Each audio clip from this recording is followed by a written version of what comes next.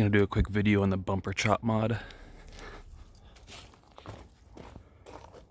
It's already been done, but I'll try to explain it the best I can.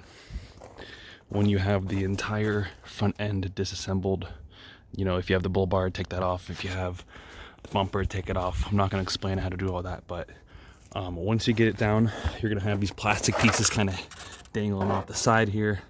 You're gonna cut them with some tin snips if you got it. That worked really well for me. I was able to cut off all the plastic to my liking with the tin snips. And then you're gonna chop this top half off the bumper once you disassemble all this bullshit off of it. Going back to this, I mean, you're pretty much chopping right where the 90-degree angle is right here, where it kind of comes down, it comes flat for a second, it goes back to the bumper. You're just gonna cut right in that groove all along. Just bring it up over here and hold it up. Just make sure you're making progress. And then you're gonna have to actually make some cutting onto the bumper itself. Down here, right where the frame meets this thing, you're gonna have to make some recesses here so it can actually kind of fit snug over this frame. And then when you're talking about mounting it, some radiator supports right here, here, and here in the front. You can make brackets essentially, and I did this for free by cutting pieces of brackets off of the top section up here. So you can just cut pieces, flat pieces out of this, get a bracket like this essentially, and imagine that this is underneath, and then you bolt it right there. You know, you can see the first bolt right there, and it bolts into the radiator here, or into the radiator support here. Same thing over here.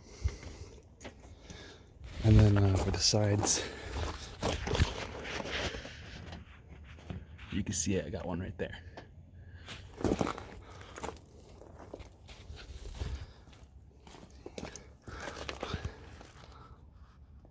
Another one right there. So that's kind of the basic stuff. You're gonna go through a lot of these cutoff wheels. I'd probably get like at least 4 of them, and then get one of these metal blending discs. It'll make all your cut lines nice and clean. So after the mod is complete, just keep in mind you're gonna have a lot of stuff left over. You know, this is a lot of the hardware that's not going back on that bumper.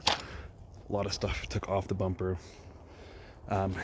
In the fog lights here, these will have one. I was able to keep one of the mounting positions. There's like a 12mm or 10mm nut that holds it on. There's usually 3 or 4 spots where it bolts onto the backside, but a lot of those had to get removed with this mod. But one of them was able to get kept, and I was able to drill holes and kind of make zip tie mounts for the rest. So I mean, it still holds in there very well. So definitely a couple things to keep in mind in terms of the fog lights there, and then also the top. You're gonna see just a couple holes like here on the top of the bumper. After you cut it off, these holes are gonna be here no matter what. So just keep in mind you might have to just work on tucking those in the best you can.